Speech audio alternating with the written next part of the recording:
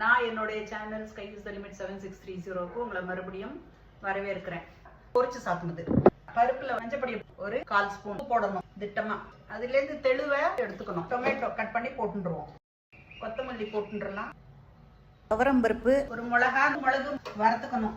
கொஞ்சம் பெருங்காயம். இந்த சீரகத்தை வறுக்காமையே போட்டுடுறேன். பருப்பு எவ்வளவு ப்ராப்பரா கலருக்கு வரப்படுறதோ அவ்வளோ வாசனையா இருக்கும், அவ்வளோ கலர்ஃபுல்லா இருக்கும் சாத்துமது. ஆறின விட்டு மிக்சியில அரைச்சுக்கணும்.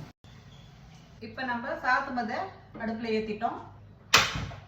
கொஞ்சம் உப்பு திட்டமா. இந்த சிம்பிள வச்சு பாருங்க, நல்லா கெட்டி பட்டுருக்கு தலை. ஜலத்தை குத்தி ஹைல வச்சு நுரைச்சு வச்சு ஆஃப் பண்ணிடணும். அவ்வளவுதான். இது பொங்கி வந்துட்டு பாருங்க நுரைச்சு. இதை இறக்கி கீழே வச்சுருந்தோம். கடுகு திருப்பு மரணும், கருவேப்பிலை திருப்பு மரலாம். ஆறின விட்டு தான் நம்ம எலுமிச்சம்பழம் புளியணும். ஒரு அரை மூடி புளிஞ்சா கூட போகும். கட்டாயம் புளிப்பு வேணுங்கிறவா புளிஞ்சுட்டா போறோம். வேண்டாம்னா பொரிச்சு சாப்பிட்டு அப்படியே கூட சாப்பிடலாம்.